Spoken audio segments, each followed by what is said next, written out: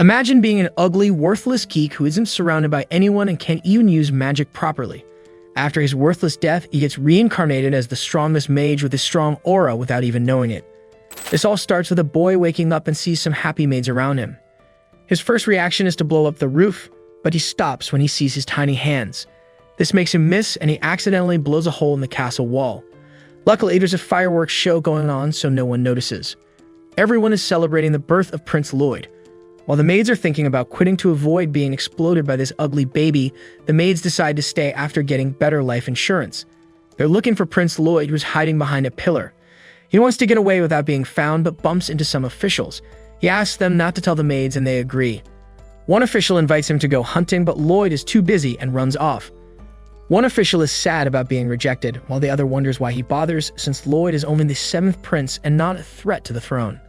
The first official says Lloyd blew up a castle on the day he was born, so it's smart to stay on his good side.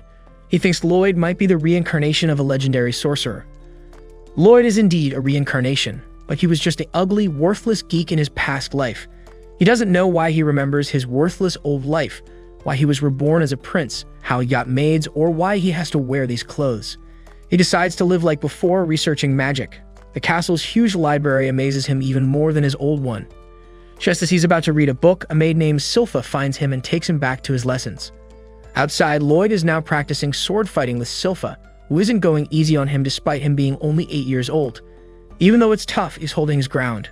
Lloyd wonders why he needs all this training since he's so far down the line of succession that he'll never be king. Silpha tells him that being a royal isn't just about power. He needs to be well-trained and educated. She's been responsible for his education for the past 3 years and takes her job seriously. Lloyd doesn't like how strict Silpha is, but he knows he can't skip practice until he shows improvement. She tells him to get back into position, and they start sparring again. This time, Lloyd matches her moves exactly. Silpha is impressed by his progress, but Lloyd is secretly using control-type magic to copy her movements perfectly. Even with magic, he's still at a disadvantage because of his smaller size and shorter reach. Determined to keep up, Lloyd decides to cheat a bit more. He casts a spell to make his wooden sword longer and another to make himself stronger, and one to levitate, evening the playing field. As they continue, he sees an opening and stops copying her moves, hoping to catch her off guard. However, Silpha is skilled and blocks his attack. She confronts him about cheating, and Lloyd is worried he's in trouble. Instead, Silpha is impressed. She assumes he used 2 spells simultaneously to compensate for their differences, which is something even palace mages struggle with. Lloyd is relieved she didn't scold him and chooses not to reveal he was actually using 4 spells at once. Later that evening, Lloyd had to take a bath, but instead of enjoying it, he found himself in a pretty awkward situation. He discovered all the maids are in the same bathroom. Lloyd felt super embarrassed, but Silpha wouldn't let him bathe alone because last time he skipped showering to read books instead. All Lloyd wants is to read, but now he's surrounded by so many maids he doesn't know what to do. One of the maids joked that if he didn't behave, the demon from the Forbidden Library would get him. Lloyd had no idea what this Forbidden Library or its demon was, so the maids told him the story. Long ago, the kingdom of Salem was almost destroyed, but many mages sacrificed themselves to seal a demon named Gore inside a book in the castle's Forbidden Library. Silpha didn't believe the story and thought Lloyd wouldn't be scared by something so silly. Lloyd feeling so curious about the story, and he's not giving them any attention. They misinterpreted this, thinking he was scared, and Silpha blamed the other maids for scaring him off. While they argued, Lloyd sneaked away, now curious about this Forbidden Library. That night, Lloyd snuck through the castle until he found the corridor leading to the library. He used an air spell to become invisible by bending light around him. As he passed by the guards who were boasting about their guard duty, they didn't even notice him. One guard warned the other to stay awake, mentioning they were guarding powerful magic and a sealed demon. There was another layer of protection to keep people out of the library, a seal cast by 10 powerful mages. However, Lloyd easily bypassed it, showing how the mages are inside the library. Lloyd was amazed. Despite living in the castle his whole life, he had never seen this place. He browsed the interesting books, but remembered he had to reapply the barrier to prevent the guards from getting their kicked. Just then, Lloyd sees a book fly out from a pile, and out comes the demon Gore. Gore is surprised that a young boy broke the seal on the library door and tries to get Lloyd to unseal him too. He tells Lloyd that even if he doesn't help, the seal on his book will likely break soon anyway. Gore tries to bribe Lloyd with gold pieces, but Lloyd isn't fooled. The gold is poorly made with magic. Lloyd tells Gore he'll reseal the book when he's done because he loves reading the kingdom's books and can't let Gore ruin them. Gore tries to promise he won't destroy the kingdom, but Lloyd doesn't believe him. As a last effort, Gore offers to teach Lloyd ancient magic if he frees him. Lloyd is very tempted and asks if Gore is serious. Seeing Lloyd's interest, Gore says yes and praises Lloyd's magic skills. This reminds Lloyd of his past life when he was rejected for not having magic talent. Now with his new body, Lloyd creates a magic key and destroys the seal on Gore's book. Once free, Gore can't believe Lloyd did it. Lloyd excitedly asks for his magic lesson. Gore throws a ball of purple fire at him, calling it Lesson 1, thinking it would kill Lloyd. But Lloyd comes out unharmed, praising the spell and asking for more. Shocked, Gore starts casting more spells, but none break through Lloyd's barrier. Lloyd, curious, opens a small hole in his barrier to feel the purple fire burning his finger, but enjoying the sensation like a psycho. This shows Lloyd is a bit strange. He asks Gore to show him a spell more powerful. Desperate, Gore uses his most powerful spells, but Lloyd easily stops them. Realizing he can't win, Gore tries to escape, but crashes into a barrier. Lloyd explains he set up the barriers to keep the castle above from finding out he was there and to protect the books. As Gore prepares another spell, Lloyd stops him, wanting to see defensive magic now. Lloyd then attacks and Gore, unable to defend, Gore ends up defeated. Lloyd uses magic to restore the room. Gore, now humbled, tells Lloyd he's an amazing mage, but Lloyd thinks Gore is impressive for surviving his attack. Lloyd, curious about Gore's resilience, wants to test his limits. Gore, fearing torture, pledges loyalty to Lloyd if he isn't hurt. Lloyd agrees, but hints there might still be some pain. Gore transforms into a small, cute goat to avoid scaring people and plans to control Lloyd. But when he tries, he realizes Lloyd's magic is too powerful. Accepting defeat, Gore decides to obey. With everything settled, Lloyd enjoys reading in the Forbidden Library. While still enjoying his reading session, Lloyd hears from Grimm that he has a visitor in the library. Lloyd doesn't worry too much and tells Grimm to hide, not wanting anyone to see him. But when the visitor speaks, Lloyd perks up. It's his big brother, Albert. Lloyd joins Albert for his daily training along with a few servants. They gather as Albert prepares to cast a spell at some targets. Albert casts a small flame spell, aiming perfectly and hitting the target dead center. The crowd claps for him. Grimm asks Lloyd if Albert is really the second prince of the Kingdom of Ceylon, and Lloyd confirms though Albert isn't the main character, he's physically capable and smart, making him a strong candidate for the throne. With his authority, Albert has access to various castle facilities to keep his skills sharp, and he sometimes invites Lloyd to join in. It's one of the few times Lloyd can cast attack spells in the castle, so he always takes the chance. However, Lloyd has no interest in the throne, so he keeps it low-key to avoid getting dragged into politics. During training, Lloyd fires his spells and barely grazes the targets, each time causing a noble to look down on him. But Albert isn't fooled by Lloyd's active incompetence. He tells Lloyd he wants to take a break and gives him free rein to do whatever he wants in the shooting range while he's gone. Lloyd is super excited to finally have the shooting range all to himself. There are so many new magic spells he wants to test out, especially a double incantation trick Grimm uses. During their fight, Grimm pauses and tells Lloyd that it's impossible for him to do it because only demons can grow a second face. Lloyd thinks for a moment and then comes up with a crazy idea. He'll absorb Grimm into his body and grow an extra face on his hand. Grimm is stunned but realizes Lloyd is stupid enough to try anything once. With a second face now, Lloyd is pumped to start double casting spells. He asks Grimm if he can keep up, and Grimm, feeling confident, says he's ready. They start casting together, but Grimm quickly realizes that Lloyd's mind works in a way he can't keep up with. Grimm asks what Lloyd is doing, and Lloyd explains he's just stacking spells. Normally, spell stacking involves combining a few spells to shorten casting time. But Lloyd is layering hundreds of spells at once. Grimm, feeling overwhelmed, and backs out, saying he can't handle it. Since Grimm won't help, Lloyd decides to do it on his own. He takes control of Grimm's face, using it along with his own, and begins double casting again. Grimm doesn't like having his face used for spell testing, but he can't stop Lloyd. Lloyd combines different spells. Aware of the danger but eager to try it out, he prepares to unleash the spell, knowing it might cause a massive explosion. The blast is so powerful that it's seen from town. Meanwhile, Albert and some brown-nosing nobles are watching from a distance. They wonder why Albert gives Lloyd so much attention. Thinking Lloyd lacks the talent to deserve it, Albert explains that hitting a target once might be a fluke, but grazing it 10 times in a row shows incredible skill. He knows Lloyd is a prodigy and could one day become a grand sage. Paying attention to Lloyd now isn't a waste and could benefit him in the future. At his core, Albert just wants to get along with his little brother, which is why he let Lloyd have the range to himself so he could practice for real. The nobles remain skeptical about Lloyd's abilities, but start to question their doubts when they notice it looks like night in the middle of the day. At the shooting range, Lloyd accidentally creates a huge explosion blowing a hole in the sky. He starts to freak out, worried about leaving a hole up there. Frantically, he tries to fix it, and thankfully, the sky goes back to normal. After a moment, Lloyd breathes a sigh of relief, thinking everything is fine. However, by the next day, conspiracy theories about the mysterious hole in the sky are already all over the news. Lloyd is more intrigued by another article in the newspaper. It talks about a ranked adventurer party that cleared a very tough dungeon and found a bunch of magical treasures.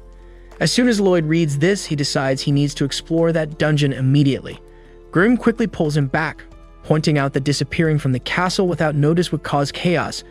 Lloyd agrees and comes up with a plan to make everyone think he's still at the castle.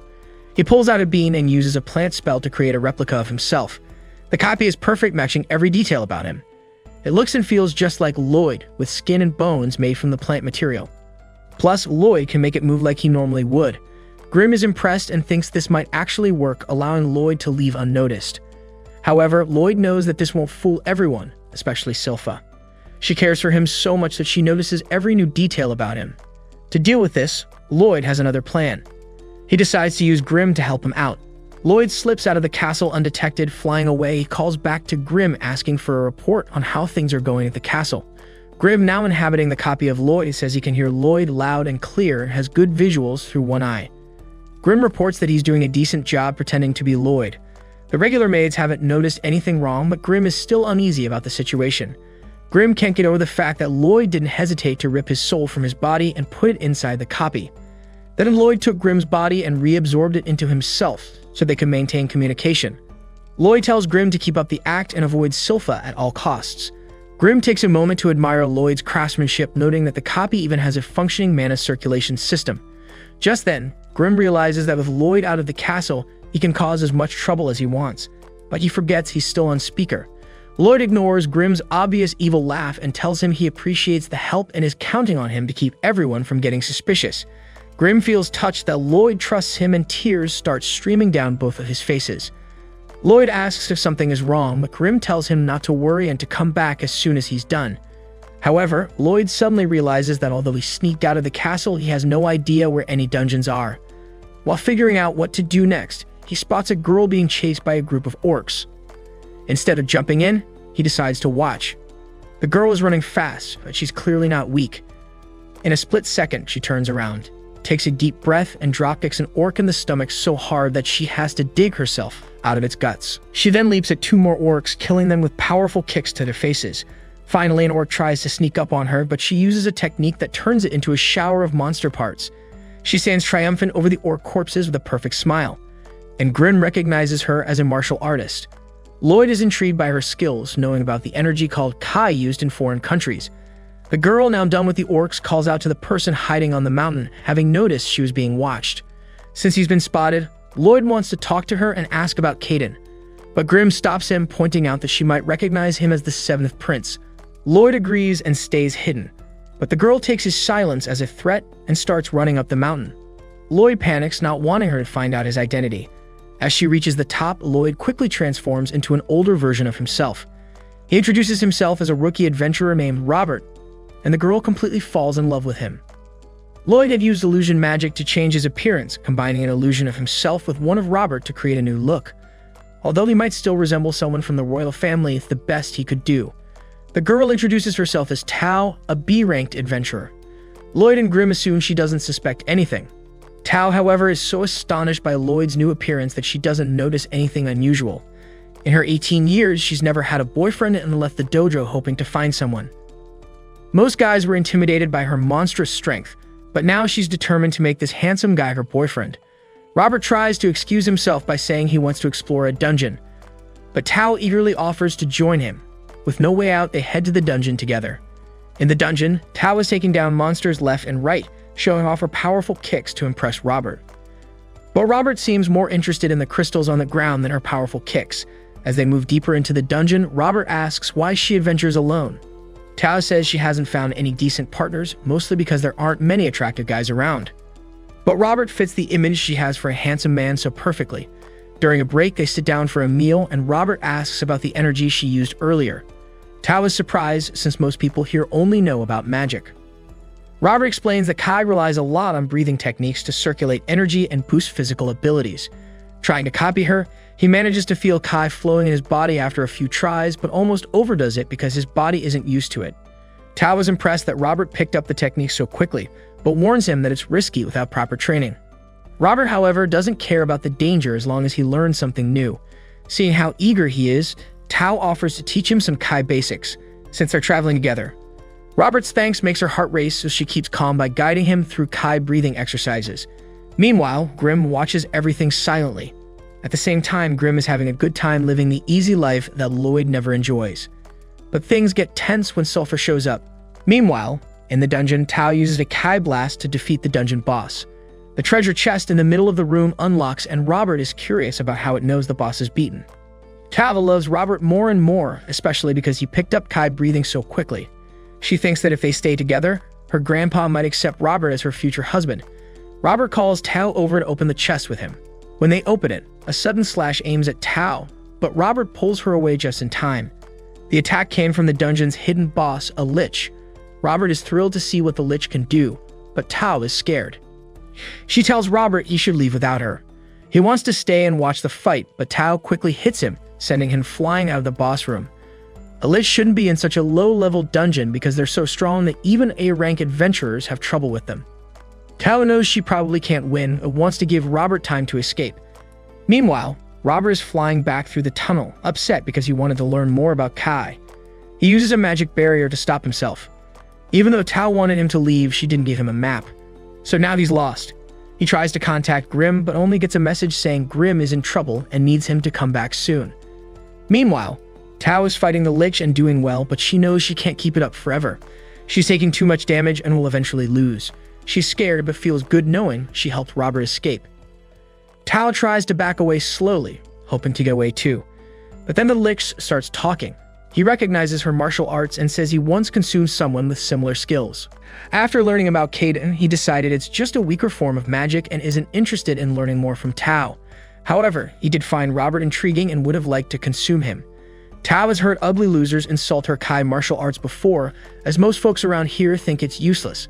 But Robert thought it was impressive, and that made her happy.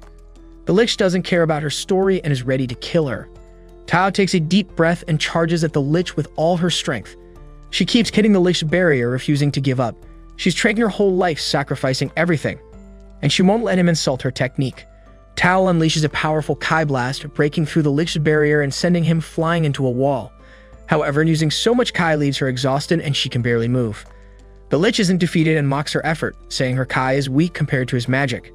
He prepares to finish her off with a magic slash, but it cracks and falls apart.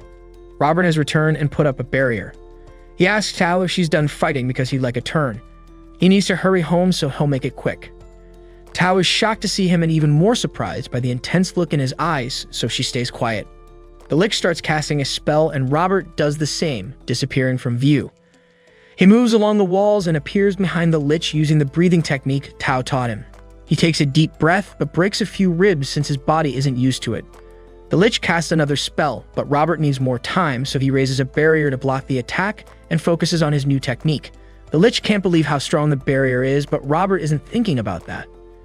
He's trying to combine Kai and mana.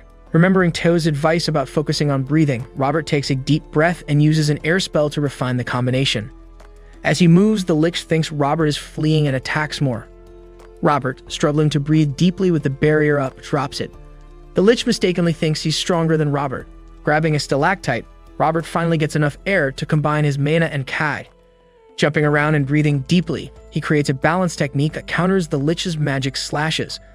Although the technique is weaker than he'd like, he makes the energy thinner and stronger to reach the lich. The lich casts more spells to stop Robert, but Robert's attacks get stronger. The lich realizes Robert's attacks are Kai-based and can't believe he's losing to such a basic technique. Robert keeps refining his slashes, making them thinner and sharper until he perfects the technique. The lich, seeing what's coming, raises a barrier to block it. But Robert's perfected technique cuts through the lich's barrier and the cave. Tao is even more impressed with Robert. As they get ready to leave, they check the chest to see what they fought for and find only a rusty dagger. It doesn't look valuable, but Robert thinks he can use it. After they take the treasure, the chest starts sinking into the ground. Robert is confused, but Tao explains this always happens. The dungeon collapses after the treasure is taken as his survival mechanism. Realizing the chest might be the dungeon's core, Robert grabs it before it sinks. With the dungeon falling apart around them, they quickly escape with the chest outside. Tao expresses her surprise that Robert used Kai instead of magic to fight the Lich.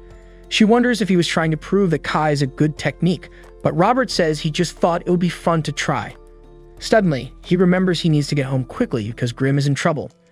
As he gets ready to fly away, Tao reflects on what happened. She knows Robert figured out the Kai Blade technique on his own in such a short time, and she feels she has to get better to keep his attention and hopefully become his girlfriend. Robert agrees with her sentiment but flies off since he got tired of her non-stopping talks, so she fears she might never see him again. Robert undoes his illusion spell, turning back into Lloyd. After a short flight, he returns to the castle and starts looking for Grim to make sure he's okay. He finds Grim, but Grim is not alright. Silpha caught him and forced him to do sword training. Since Grim only uses magic, his sword skills are terrible. So Silpha thought Lloyd was getting soft and made the training even harder. After Grim recovers, Lloyd shows him the knife he got from the dungeon. Grim can't believe he had to endure Silpha's training because of a knife. Lloyd apologizes and explains that the knife might actually be valuable because it's special. He dips it in hot water and scrapes away the outer layer, revealing that the knife has been treated with mana essence, the substance used for enchantments. The knife had an enchantment called Whose Power. Lloyd removes all the enchantment layers and puts them in a beaker, shaking it to get rid of the old enchantment. He wants to research enchantments, but since mana essence is hard to come by, he doesn't get many chances to experiment it. If an enchantment fails, both the mana essence and the weapon are wasted. So Lloyd has a better idea. Instead of using the mana essence directly, he'll analyze it with magic to make his own. Using a purification spell, Lloyd breaks down the mana essence into its base: oil, silver, and something called hematite. Hematite is tough to find because it's made from crushing monster cores, but Lloyd isn't worried since he snagged the dungeon core, which can be used to make hematite. Now all they need is oil, silver, and a bunch of weapons to test their enchantments on. Lloyd goes to meet his father, the king, and asks for some spending money. The king, who loves his son, gives him a bag of silver coins. He finds it odd that Lloyd wanted silver instead of gold, but doesn't question it. He wonders how Lloyd is going to use his allowance, but actually he's just become Einstein. Later, Lloyd is training with Silpha again, using new tricks to gain an advantage. Even with his full sprint, Silpha keeps up with him effortlessly. Lloyd takes it a step further by using magic to make the ground uneven, hoping to surprise her. However, Silpha hides inside the dirt construct he made, and when Lloyd goes in for a strike, she ambushes him and wins the fight. Despite winning, Silpha gives Lloyd the oil he wanted, even though the deal was that he needed to land a hit on her to earn it. She explains that she's just relieved his poor performance last time was a fluke.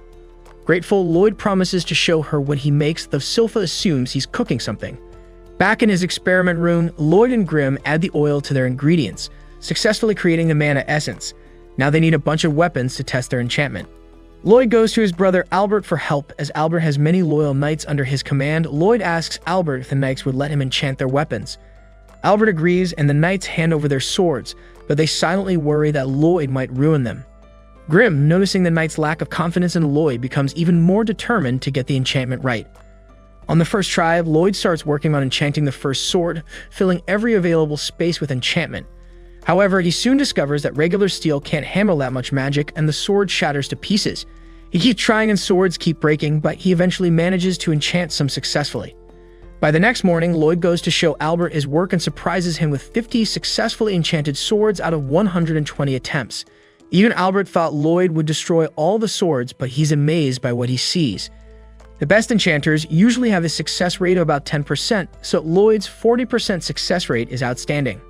One of the guards doubts Lloyd's claims, but when he tries to sheath his sword, it's so sharp that he almost cut himself. Albert inspects one of Lloyd's best enchanted swords, and Lloyd asks if he can see how the swords perform in combat. Albert invites him to join a monster hunt he has planned. After making preparations, Lloyd, Albert, and Silpha head out at dawn in a carriage, making their way into the forest surrounding the kingdom. Lloyd eagerly asks if they are close to the monsters yet, but Silpha tells him it will take a bit longer since they need to reach the lake first. She thanks Albert for allowing her to come along, and Albert, knowing how much Silpha cares about Lloyd, so he had no reason to refuse. Albert jokes with her for a bit, but when Silpha draws her sword, he realizes he might have gone too far. However, the sword draw isn't because of his jokes. They've encountered some uninvited guests. A group of goblins armed with steel weapons appears, and the knights quickly form a defensive line to protect Lloyd and Albert. Lloyd pretends to be scared to avoid drawing attention, but in reality, he knew the goblins were coming long before they arrived. Tao had taught him a Kai technique that lets him sense his surroundings as long as he keeps his breathing steady, which is very useful for exploration. As the knights begin fighting, Lloyd watches closely. One knight slashes a goblin, splitting it in half effortlessly. The knights are amazed at how easily their weapons cut through the steel-armored goblins, not realizing it's due to Lloyd's successful enchantments. The swords are now so sharp that even the trained knights are cautious handling them. Albert praises Lloyd's enchanting skills and gives him lots of head pats.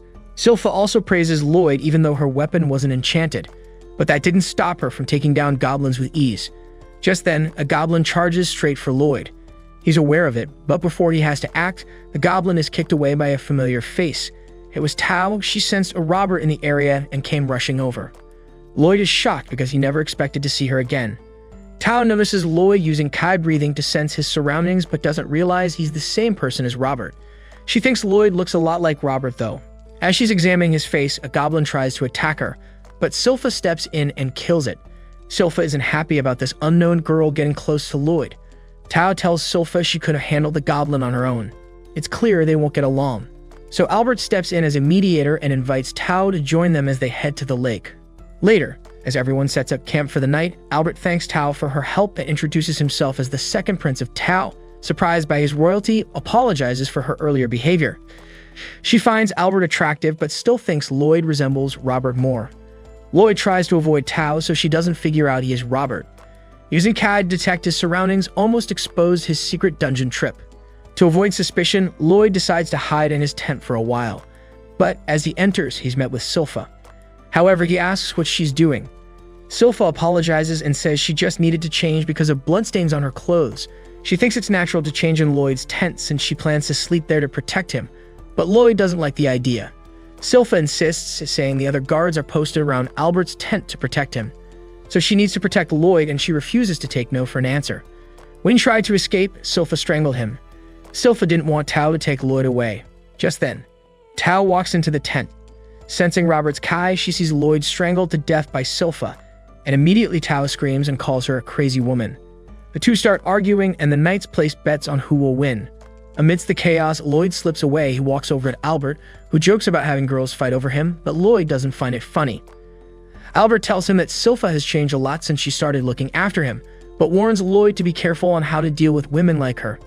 Meanwhile, Tao and Silpha realize that all the knights are eagerly watching their fight. Annoyed, they put aside their differences to beat up the knights. After the scuffle, Tao explains she's in the area to fix an old shrine on the hill. Silpha tells her to hurry up and finish the job so she can go away. Tao doesn't appreciate being told how to do her job, but Albert intervenes, saying it's too dangerous to go up the mountain now. He appreciates Tao's spatial sense for detecting threats and asks her to stay with the group until morning. Just then, Tao senses an imminent threat and realizes they found the monster they were looking for. A beowulf charges at the group and the knights form a defensive line. Lloyd hides behind Silpha, not wanting to finish the fight too quickly. The beowulf is surprisingly fast for its size. While Lloyd finds the creature interesting, Grimm is more intrigued by the old shrine on the mountain. As the fight with the beowulf progresses, Tao saves one of the knights with a Kai blast, but it's not enough to take down the beast. Albert steps up and uses the enchanted sword Lloyd made. He casts a fire spell that obliterates the beowulf in one hit. The knights praise Albert for his power, but Albert knows the spell was boosted by Lloyd's enchantments. He thanks Lloyd for making the fight easier. Lloyd is pleased that his enchantments are appreciated, but Grimm alerts him to more pressing matters. The shrine Tao is supposed to fix has a demon sealed within it, and the seal is wearing down. Suddenly, the beowulf Albert, just defeated, stands up again, surrounded by a dark aura, and more monsters appear from the beowulfany. A voice speaks, cursing the humans for harming his minion. It's the demon Pazuzu, who, despite his grotesque appearance, vows to take their lives for what they've done. He orders his minions to attack, and the group steps back to defend themselves. Albert slashes at one of the wolves, but it regenerates from the wound and nearly bites him. Tao saves Albert just in time, but the situation looks dire as the wolves can regenerate from any damage they take. In the heat of an intense battle, everyone is struggling to survive except for Silpha, who's just watching because she's only worried about Lloyd's safety. While hiding, Lloyd chats up Grimm about Pazuzu, a demon controlling monsters with his magic. Grimm doesn't know Pazuzu personally, but explains that Pazuzu is using magic like puppet strings to control and heal the monsters instantly with mana. Meanwhile, Lloyd gets hooked on the idea of learning about this mana transmutation and begs Grimm to teach him, even though everyone else is in the middle of a fight for their lives. On the other hand, Pazuzu is having a good time, thinking he's winning easily. When Pazuzu mocks Lloyd as a coward, Silpha's patience snaps. She warns Lloyd she'll need to leave his side briefly to handle Pazuzu herself. As she confronts Pazuzu, she scolds him for being this ugly and having foul breath, telling him he's about to get taken down to stop him from polluting the air around Lloyd. Pazuzu finds her threats amusing, confident in his control over the wolves and his endless supply of mana. Silpha tells Pazuzu to zip it because his breath stinks worse than any attack. When Pazuzu attacks her, Silpha quickly incapacitates his bear wolf by slicing off its feet. As Pazuzu focuses his mana to heal the wolf, the other wolves begin to weaken, giving the others a chance to strike. Robert encourages Silpha to keep up the assault so they can take down the rest. While this is happening, Lloyd is lost in his lesson on mana transmutation, impressed by Pazuzu's ability to manage so many monsters right next to them. Silpha is in full battle mode, injuring Pazuzu again. Shigen grabs a knight's sword, fascinated because it was enchanted by Lloyd. This enrages Pazuzu further, who vows to deconstruct Lloyd to discover what makes him special.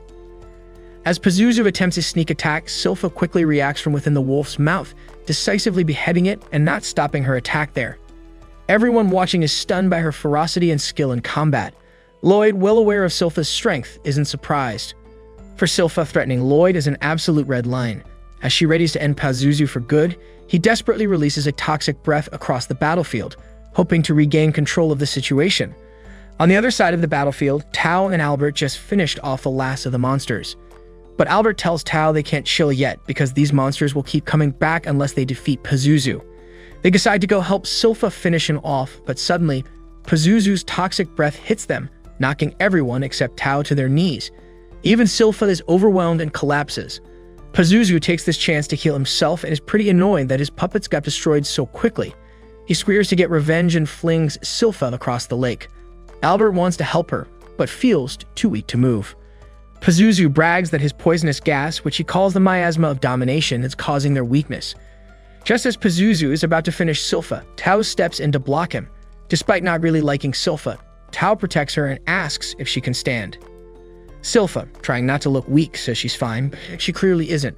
With the last bit of her energy, she tells Tao to go protect Lloyd and passes out. Pazuzu praises Silpha for resisting his miasma longer than even his monsters could. He then turns to Tao, puzzled why she isn't affected.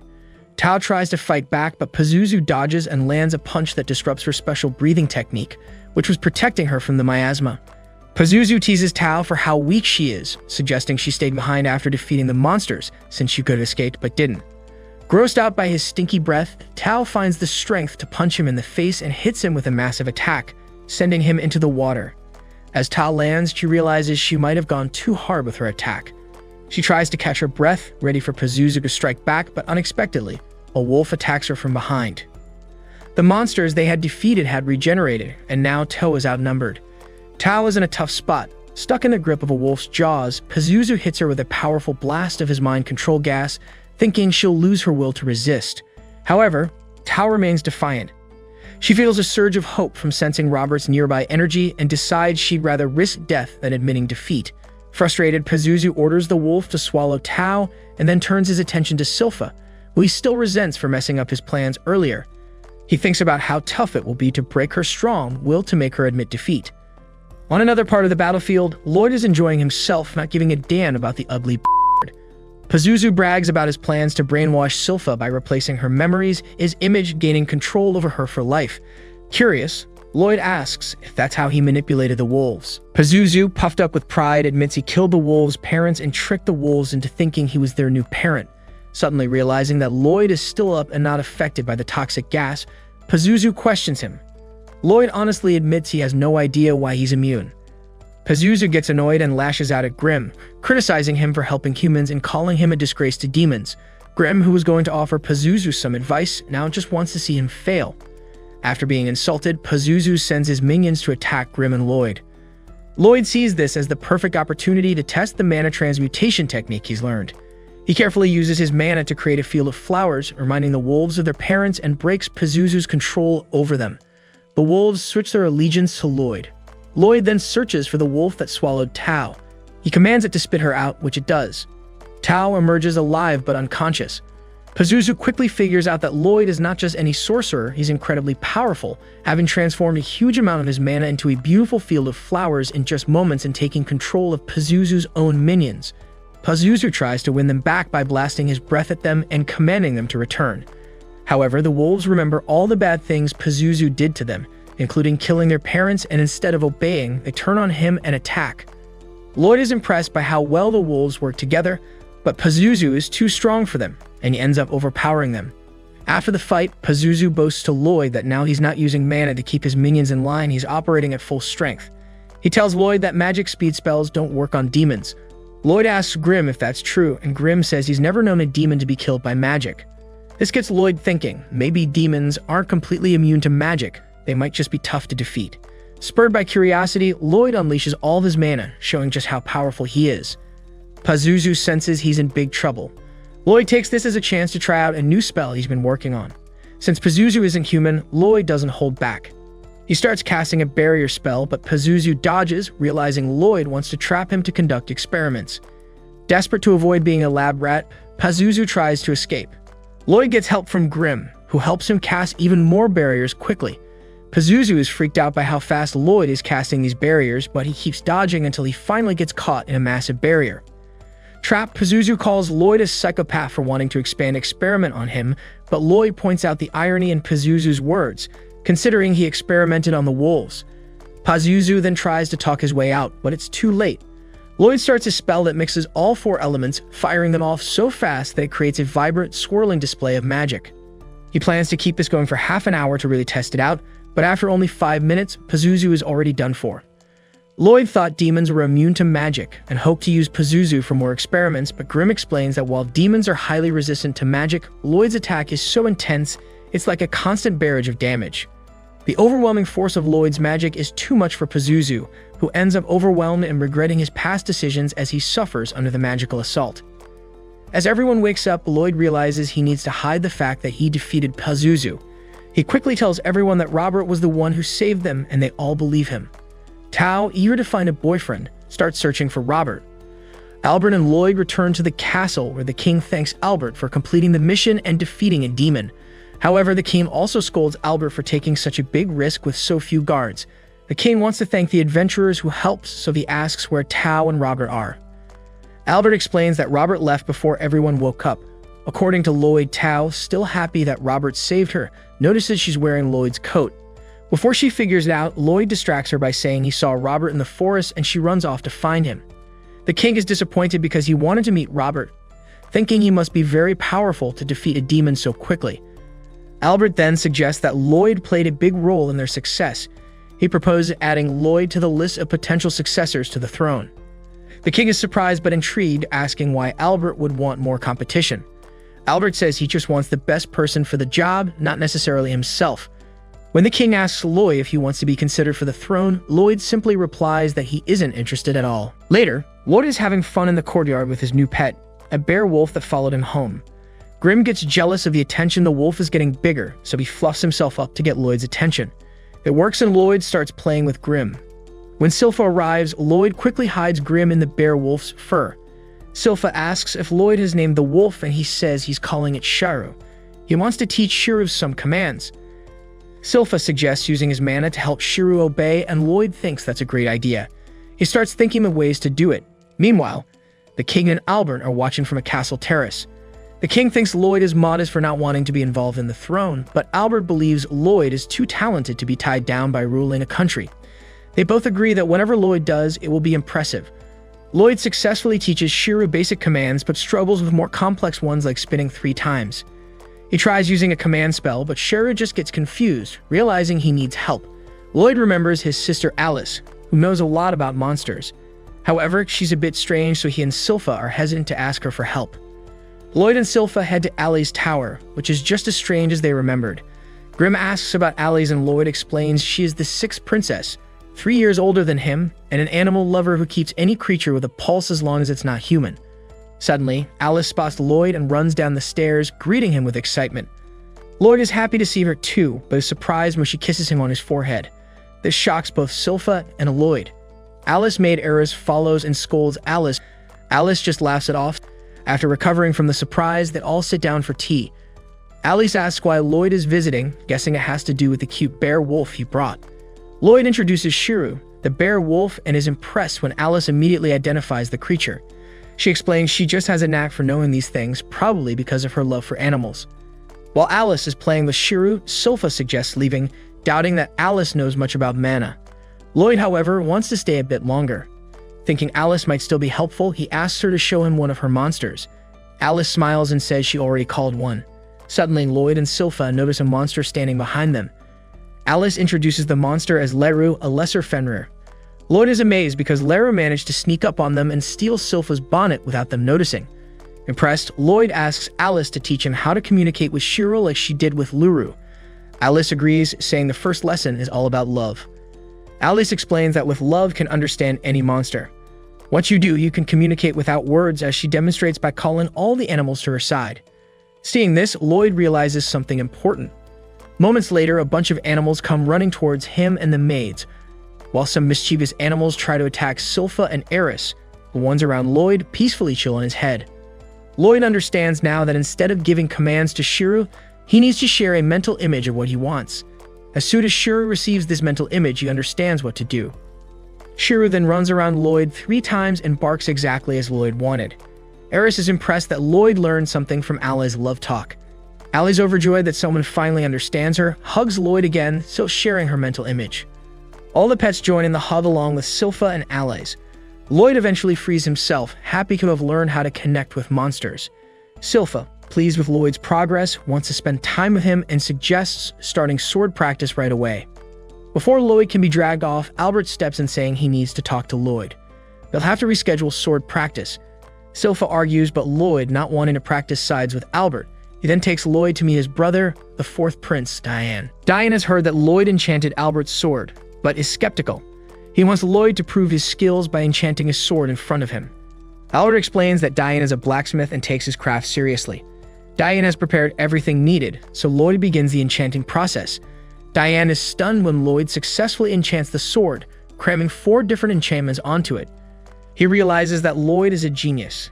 Excited, Diane asks Lloyd to help him create the ultimate spellbound sword, a weapon with a spell engraved onto the steel forged by both a blacksmith and an enchanter.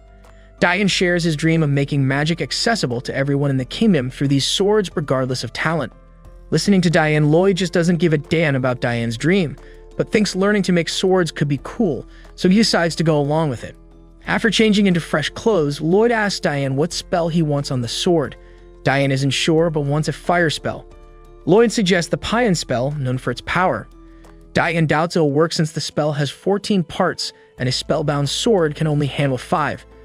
Lloyd confidently says he'll compress the spell into just 2 parts, which surprises Diane. When they try to apply the enchantment to the metal, the bar crumbles instantly. Lloyd thinks the spell might be too strong for the steel, and asks Diane to try again. As they work, Diane notices Silpha watching them and invites her to join. Despite many attempts, the metal keeps breaking when they try to enchant it.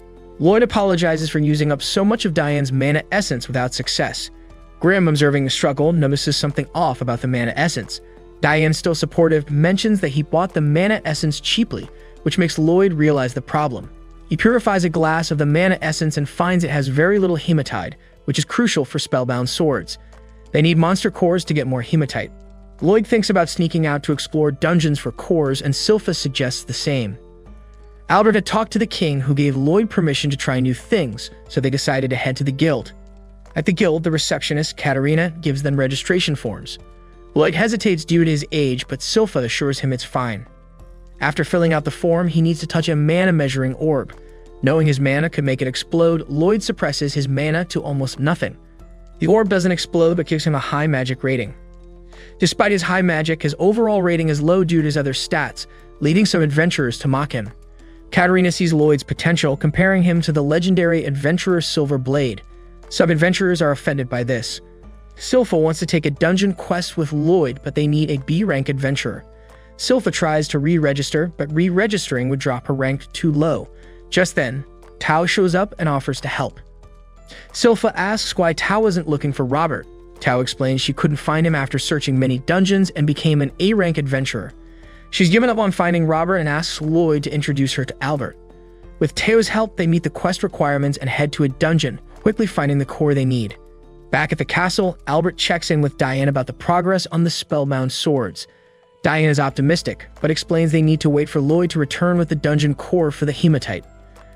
Albert is pressed for time because a war might be brewing and those swords would be extremely useful. He reassures Diane that it's not his job to fight, but Diane wants to help. Soon enough, Lloyd returns with the dungeon core. They use it to create the enchanted steel, and eventually, the spellbound sword is completed. However, it turns out more powerful than Lloyd intended, so he plans to tone it down for future models. After a long day, Lloyd settles down for the night, but notices someone in the garden. He flies down to the courtyard to confront the intruder, who tries to escape, but is trapped by Lloyd's barrier. The intruder is a girl with unusual fashion choices, reveals herself, and apologizes for having to use her special technique on a child. Lloyd's head starts to feel fuzzy and he smells flowers. Realizing he's been poisoned, he tries using a purification spell, but the girl tells him it's useless as nothing can purify her poison. Lloyd, now on his knees, deduces that her poison must be an unknown toxin transmuted with her mana. The girl confirms she is Ren, the poison moth, spreading poison from birth.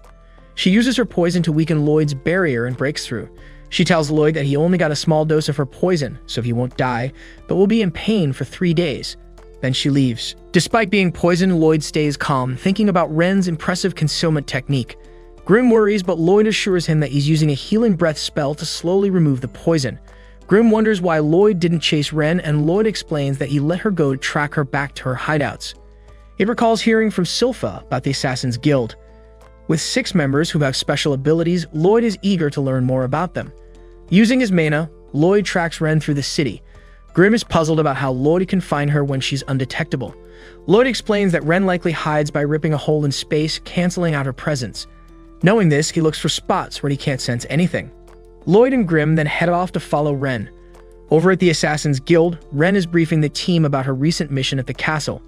One of the members questions why she didn't eliminate Lloyd after he stumbled upon her. Ren explains she didn't see the point in harming a kid when she had already gathered all the crucial info. The conversation heats up when the member accuses Ren of trying to act like their old leader Jay, who's been missing for a while. Ren, however, firmly believes Jay will return.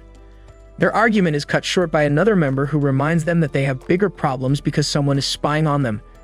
Realizing he's been caught, Lloyd drops his concealment spell and descends to the ground. The assassins are surprised to see that the 7th prince, who is rumored to be a loser but actually Jegachad, is the one spying on them.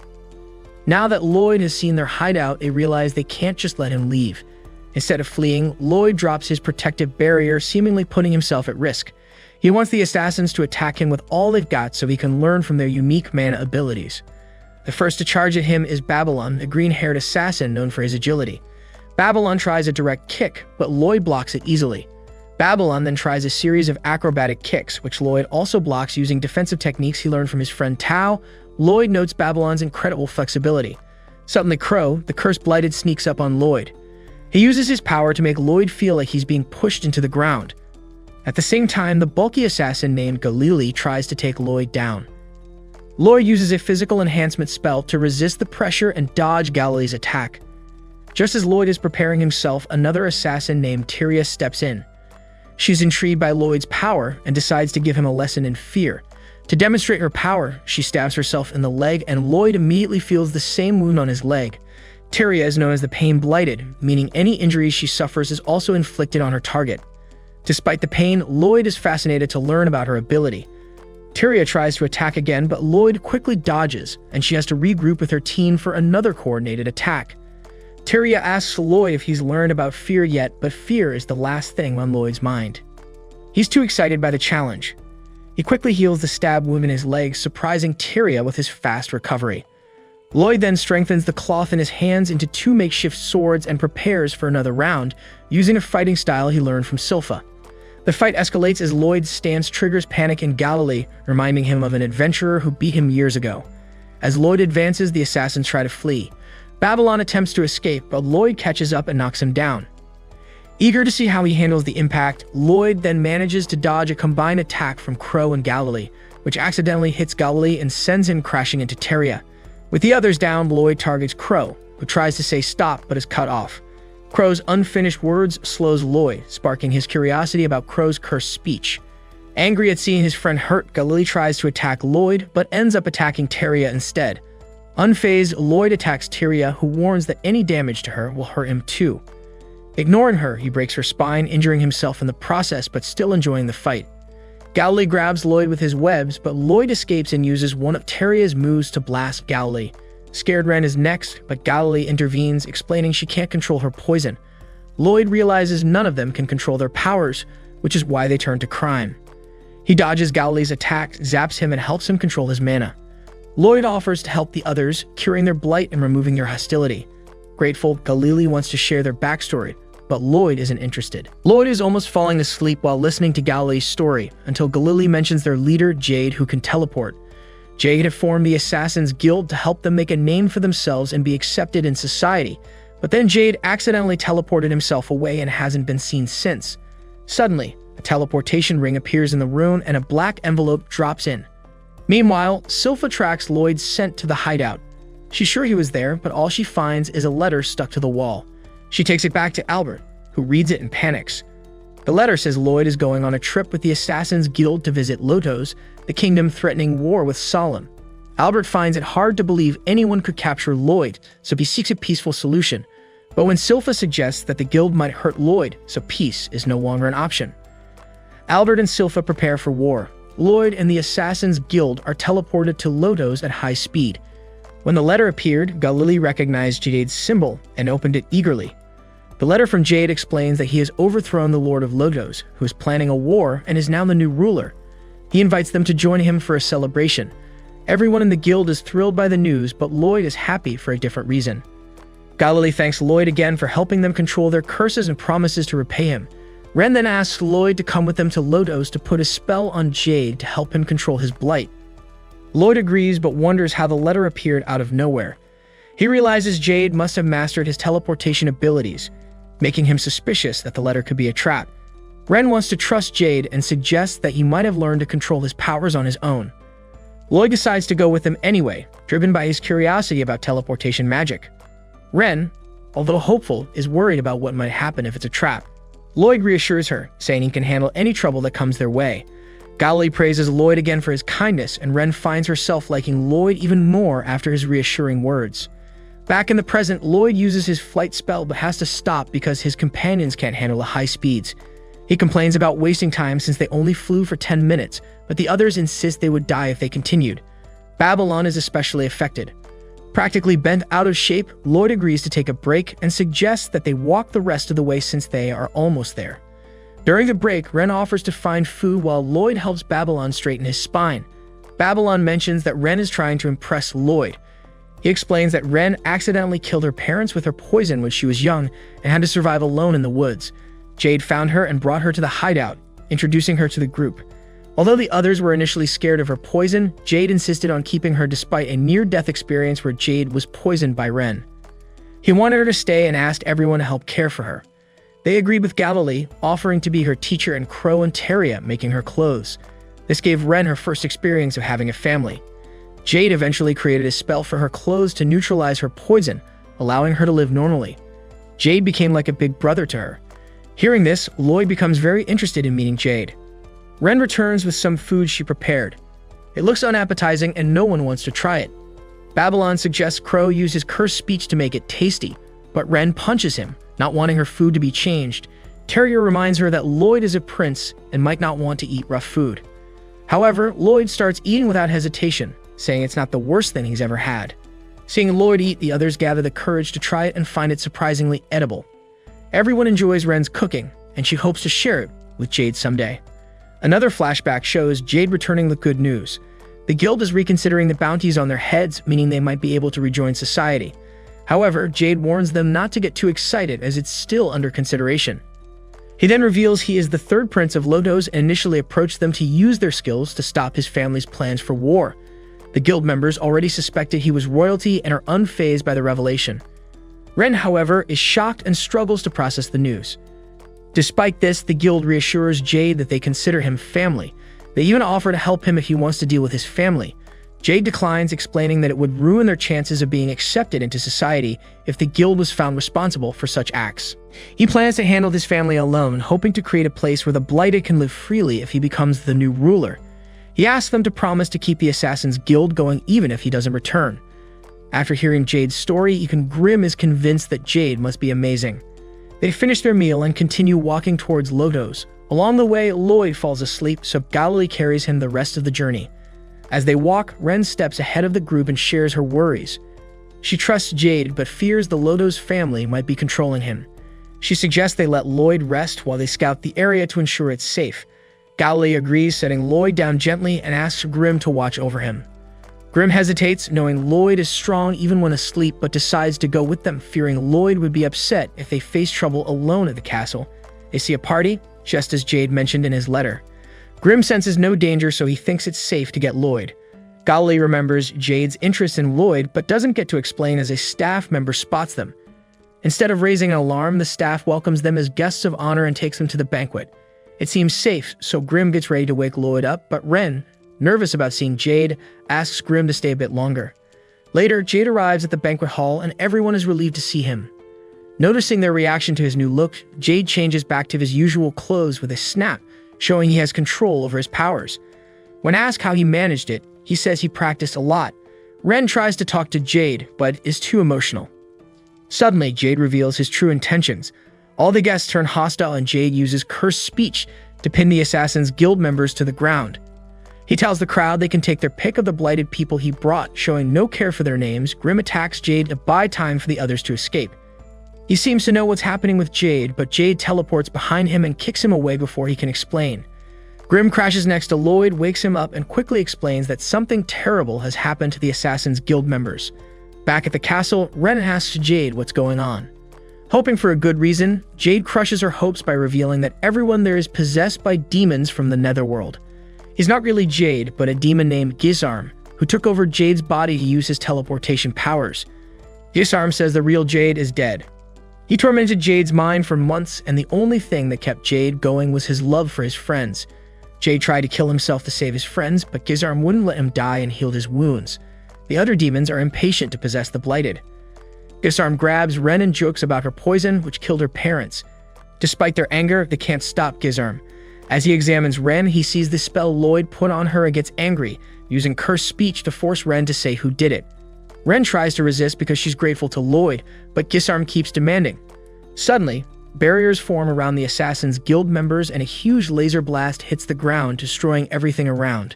It's Lloyd, and he's really mad. The demons are scared by Lloyd's power. Before dealing with them, Lloyd checks on the guild members and heals Ren. He tells them Grim explained everything and urges them to leave immediately, since the demons are after them. Ren wants to stay and help. Galilee insists they escape, knowing they would only get in Lloyd's way and can't fight Gizarm. Trusting Lloyd to handle it, the guild members reluctantly agree and start their escape. Meanwhile, the demons are freaking out, thinking Lloyd's blast took out Gizarm. But Gizarm reappears angry and orders the demons to chase the Assassin's Guild immediately. He warns that if they escape, he might never find them again. The demons scramble to obey, but Lloyd isn't letting them go that easily. He fires several more death lasers, hitting all the demons except Gizarm, who teleports away just in time. Some demons try to sneak up on Lloyd while he's distracted. Gizarm uses his cursed speech to command Lloyd to die. Lloyd, expecting this, has a barrier ready, but the spell slips through it. Though he has time to react, Lloyd is curious about the spell's effects. Before he can take the hit, Grim pushes him to dodge. The spell hits a demon instead, killing it instantly. Lloyd uses his magic to analyze the situation and sees that the spell caused cardiac arrest. Grim tells Lloyd to avoid fighting Gizarm, explaining that his magic directly uses mana, bypassing barriers. Unlike regular spells, mana-based attacks can slip through, making them much more dangerous. Gizarm looks at the surviving demons with disdain. Grim explains that demons are ranked by classes and the ones left are 10th class, the weakest. Pazuzu was an 8th class demon and Grim is a 3rd class demon. Lloyd thinks Gizarm must be 1st class, but Grim reveals Gizarm is actually a demon lord, much more powerful than 100 1st class demons. Grim believes even Lloyd is outmatched and urges him to flee. Ignoring Grim's advice, Lloyd flies closer to Gizarm. Gizarm asks who he is and Lloyd introduces himself as the 7th prince. Gizarm remembers something from Jade's memories about wanting to meet Lloyd, but doesn't care much.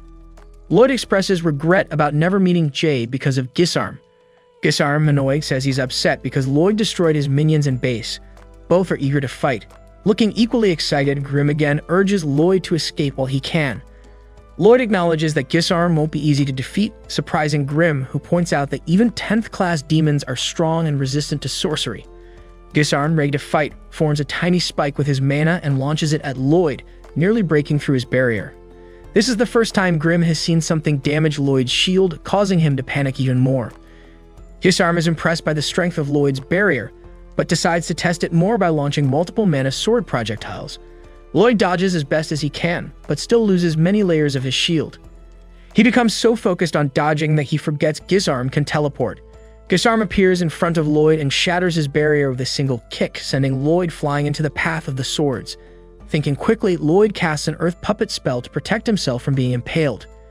Galilee and the others watch in admiration at the intense fight between Lloyd and Gisarm. The demons also watch until they realize they are on the same bridge as the assassins and start chasing them. Galilee turns to Babylon, who is struggling to get over the gate, and urges him to hurry up so they can escape. While Lloyd is still fighting Gisarm, Grim is crying, but Lloyd tells him to shut up and asks for help instead. Gisarm is shocked that Lloyd escaped his attack without a scratch. The only time he pressured Lloyd was using teleportation. Lloyd mocks him, saying the teleportation isn't even his. Gisarm argues that since he took Jade's body, the power is his. Humans can't control such abilities without spells, but as a demon, he can easily master mana. He says it's natural to take such a wasted gift and plans to show Lloyd how to use teleportation properly in a fight. Gisarm summons more swords and taunts Lloyd, wondering if he'll attack, dodge, or run. Lloyd gets stabbed in the back and Gisarm laughs, saying Lloyd never had a chance. With teleportation, he can send projectiles directly into Lloyd's body, making it impossible to block. Thinking he has won, Gisarm names his power Shadow Wolf. Meanwhile, the low-level demons are chasing the assassin, demanding they give up. The assassins, now controlling their powers, refuse. Galilee uses his web ability to trap the demons. Crow uses his cursed speech to make the demons fall, ensuring they can't escape before the webs harden. Babylon finally opens the gates, allowing them to escape, but the demons start tearing up the ground to stand again. Someone needs to stay behind to hold them back, and Teria steps up. She cuts her ankle, making the demons unable to walk. Teria tells the others to stay out of sight, as she can't control her power well enough to avoid hurting them. She urges them to escape to the woods. Ren doesn't want to leave Teria, knowing she can't escape alone with her injured leg. The demons regenerate, healing Teria too, but she immediately injures herself again. Keeping them in pain, she insists the others leave while they can. Ren refuses to leave Teria and tries to grab her, but Galilee pushes her back and locks the gate. He knows the demons will break through soon, so someone must stay to stop them. He realizes Teria plans to sacrifice herself and won't let her do it alone. The demons panic, realizing Teria is serious about killing herself to stop them, and rush to stop her, but Galilee blocks them. Ren pleads with them to stop, reminding them they were close to living together as a family. Jade may be gone, but they can control their powers. Won't have bounties anymore.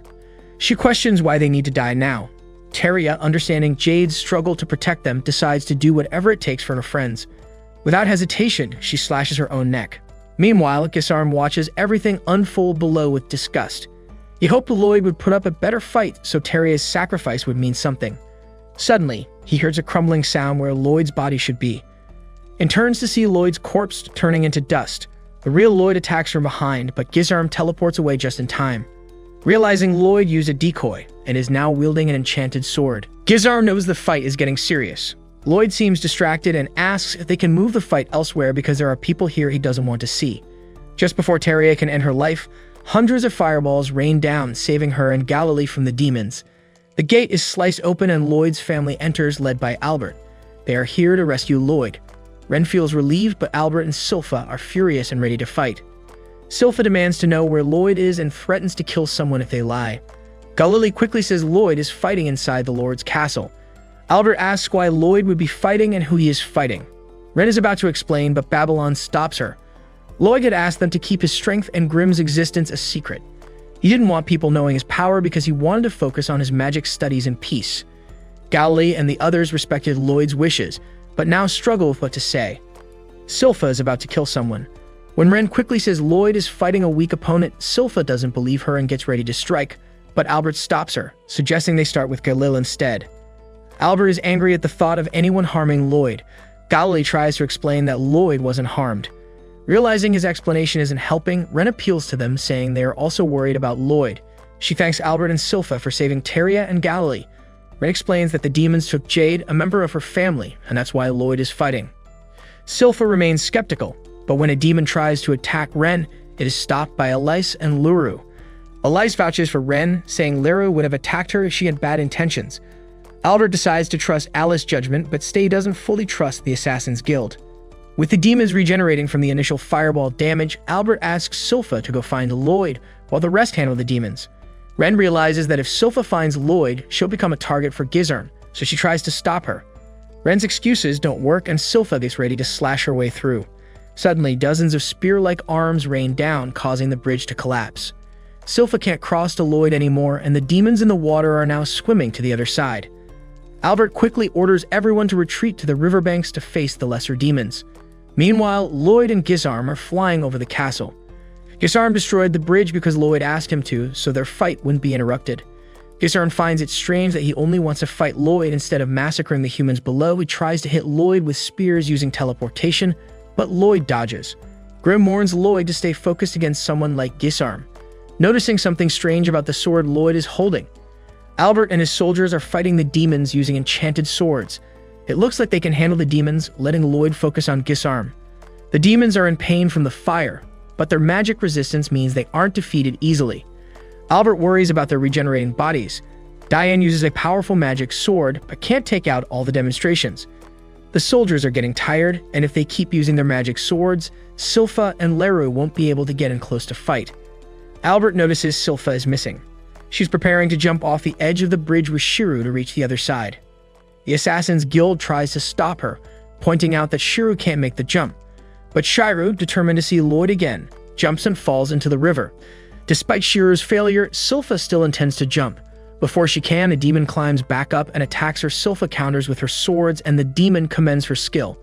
He reveals that while other demons are 10th class, he is an 8th class demon and a practitioner of the supreme swords of the Netherworld. Silpha doesn't know how strong an 8th class demon is and isn't worried. Back at the riverbank, Albert is worried about fighting the demons because they have taken over the bodies of Lodo's citizens. He doesn't want to hurt innocent people. While he's thinking, a demon sneaks up behind him, but Babylon quickly breaks its neck. Albert is thankful, but surprised at how fast Babylon acted. The demon struggles to heal, and Babylon explains that the people possessed by demons can't be saved. Their minds are already gone. This news gives Albert the determination to do what needs to be done. He apologizes to the possessed citizens for being too late, but promises to avenge them. He casts an inferno rain on the demons and orders his men to fight without mercy. On the bridge, Silpha is still fighting a demon. Their sword fight is evenly matched and both get injured, but the demon heals instantly. The demon taunts Silpha, saying he will take over her body to steal her sword skills, just like he did with the Lotos swordsman. Silpha, tired of his talk, decides to use his own technique against him. She calls for Shiru, who climbs back up the bridge. The demon mocks her, thinking the dog won't help. However, Shiru is there to retrieve the sword Lloyd made for Silpha. Lloyd designed the sword to be strong and flexible, allowing Silpha to use her full power without fear of it breaking. Demons need physical bodies to interact with the world, so damaging the body also hurts the demon. A fatal blow is needed to defeat one. Silpha remembers Lloyd explaining why he chose those enchantments. He noticed she held back when swinging her sword, worried it might break. Touched by Lloyd's attention, she vows to use the sword well and names it Demon Bane. Promising never to disappoint Lloyd again, the demon mocks her for the name, confident that she and her country will lose. He reveals that the demon's plan was to lure Jade out of hiding by threatening war. This angers the Assassin's Guild. Realizing the demons manipulated Jade's hatred of war, Ren charges in fury. But Silpha knocks her out, assuring the others that the demon's plans will fail. The demon, still confident, prepares his ultimate attack. But Silpha swiftly and efficiently slices through him with her new sword, defeating him before Gizarm completely takes over Jade. Jade was a broken version of himself. Gizarm loved mocking Jade for his failures, telling him to accept his death. In his final act of defiance, Jade told Gizarm that he would be stopped. But soon after he died and Gizarm took full control of his body, Gizarm wondered what Jade's final plan to stop him could be. He had access to Jade's memories about his friends, but sensed something deeper that he couldn't see. Ignoring it, Gizarm felt unstoppable. With Jade's body and powers to mock Jade one last time, Gizarm planned to start a massive war, since Jade feared war the most. Back in the present, Silpha had just finished off the demon and went to pay her respects to the body. She could tell that the man who was possessed had been a skilled swordsman and wished she could have fought him under better circumstances. Seeing the Assassin's Guild in tears, she asked if they knew the man when he was alive. They didn't, but felt sad Hesthi about his tragic end. Thinking he must be relieved to have his body freed, Silpha told them they weren't cut out to be assassins if they cried over one dead person. Suddenly, a blast of steam from behind surprised them, and they realized the entire river had evaporated. Meanwhile, Lloyd was frustrated with all the steam ruining his view. Gisarm was still chasing him with mana spears. Lloyd knew he couldn't keep running forever and had to deal with the spears, which could pierce his barriers easily. He figured out that while his heavy-duty barrier could block them, he also had to worry about Gisarm's cursed speech. This attack, which could also kill instantly, traveled slowly as sound, but could be sped up by the mana spears. The only way to counter it was to block the spears and dodge the cursed speech. Additionally, Gisarm's Shadow Wolf attack was instant, requiring Lloyd to keep moving constantly. Lloyd predicted that Gisarm would go on a full offensive, waiting for Lloyd's stamina to run out. Annoyed, Lloyd decided to go on the offensive too, casting a massive fire spell. In less than 2 seconds, however, Gisarm teleported away and the fire spell hit the water, evaporating the river with the steam blocking his view. Lloyd had to use his Kai technique to scan the area constantly, as Gisarm could teleport anywhere. Lloyd found Gisarm below him, but didn't know what he was doing. Grim reminded Lloyd to keep moving to avoid Shadow Wolf. Lloyd realized he had been floating still for more than 5 seconds without being attacked. This led Lloyd to question how Gisarm located him. Gisarm could send a letter to the Assassin's Guild from a distance, likely using Jade's memories, but said he couldn't find them again if they hid. Lloyd concluded that Gisarm must use his sight to aim his teleportation. With this in mind, Lloyd realized the steam was an advantage. He stopped moving, and as he predicted, Gisarm didn't attack. Lloyd explained to Grim that Gisarm needed to see them to attack. Lloyd wanted to get close enough to strike with his sword, but knew Gisarm would notice. He needed a good strategy. Meanwhile, down below, Gisarm is surprised that Lloyd evaporated the river. He knows the fog will clear soon, but for now, he can't see anything. Suddenly, Lloyd attacks with many copies of himself. Gisarm can't tell which one is real, so he lets them all strike him. He quickly figures out the real Lloyd because one of them has a real metal sword. Gisarm strikes that Lloyd down and starts healing. He praises Lloyd for the clever attack, but says it was foolish to risk his real body. Normally, physical attacks work on demons, but Gisarm can regenerate instantly even if his heart or brain is destroyed. That's why Jade couldn't kill him. Gisarm can also harden his body at will, so he lets the swords hit him to find the real Lloyd. He tells Lloyd he can be proud in the afterlife for touching someone like him.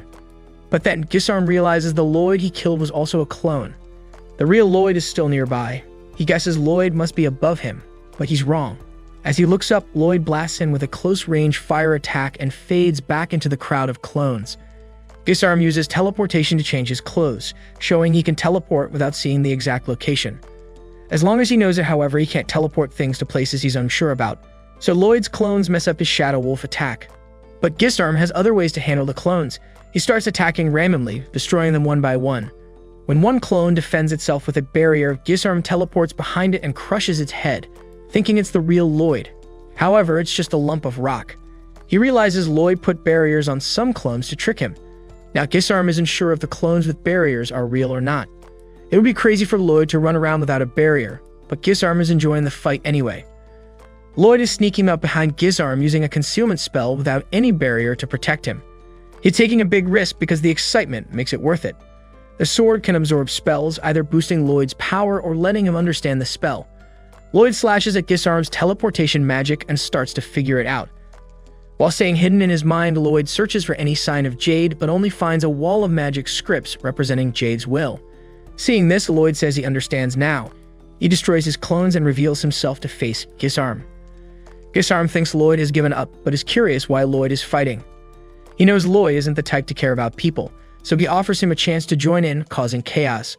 Lloyd refuses and explains that Gisarm, born strong, never faced real challenges, unlike humans who grow through adversity. Magic is fascinating because it comes from human dreams, making it endlessly interesting. Gisarm doesn't care about Lloyd's speech. Since Lloyd's answer is no, Gisarm decides to end it. But when he teleports, Lloyd punches him hard, causing intense pain. This punch is powered by Kai, something Gisarm doesn't understand. Lloyd says sorcerers learn from many sources, and he's waiting for Gisarm to show him something new. So far, Gisarm's attacks are things Lloyd has seen before, making the fight boring. Angry, Gisarm recalls Jade's confidence he would lose and tries another teleport attack. Lloyd counters and keeps attacking. Always one step ahead, Lloyd fires a series of fire blasts, sending Gisarm into a lava pit. Even for a demon, lava is dangerous. Gisarm tries to escape, but Lloyd is always there. Out of options, Gisarm uses his last trick. As a demon lord, he can control atmospheric mana, forming a dark mass called the Mortal Dark Sphere, which destroys anything it touches. He throws it at Lloyd, but Lloyd easily makes it disappear. Gisarm is shocked and demands to know how. Lloyd says he used the same technique. Gisarm can't believe a human could use such powerful magic. Lloyd proves it by doing it again, explaining he learned the spell from books and wondered what would happen if he used two at once. When he did, they fizzled out, disappointing him then and now. Gisarm rants about how a mortal shouldn't disrespect him, but Lloyd isn't paying attention because he needs to sneeze. Insulted, Gisarm teleports behind Lloyd and grabs his head, but immediately regrets it. Feeling Lloyd's true power, Lloyd says there's one more thing to test. If the Void spell can kill a demon like Gisarm, he summons several Void spells and sends them to Gisarm. Gisarm tries to teleport away, but Lloyd, knowing how to track him, still lands the hit back on the ground. The demons can't see because of the fog, but Leru, Shiru, and Silpha can still fight using their sharp sense of smell. Silpha notices the demons are weaker, and Ren explains it's because of her poison. She tries to only target demons, but her control isn't perfect, so Silpha needs to be careful not to breathe too deeply. Albert struggles to fight because he can't see and hopes the sun will rise soon. He checks his watch and is shocked to see it's already morning, but the sky is still dark high above the castle. Lloyd's mana has darkened the area, and Gisarm is being sucked into the Void spell. Gisarm tries to leave Jade's body to escape, but Jade's body bites down, stopping him. Desperate, Gisarm pretends to be Jade to trick Lloyd, but Lloyd doesn't fall for it and increases the power of the spell, finally defeating Gisarm. Once Lloyd is sure Gisarm is dead, he hides his mana and daylight returns. Ren looks up the sky and remembers when Jade talked about Lloyd. Jade had heard rumors about the 7th Prince of Salem.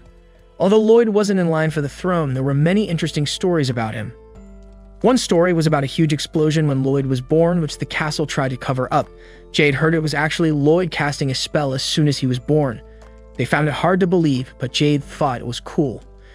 He hoped that if someone could use magic from birth, Lloyd might help them get rid of their curses someday. They never imagined it would actually come true. After everything is settled, Lloyd and Grimm build a memorial for Jadek.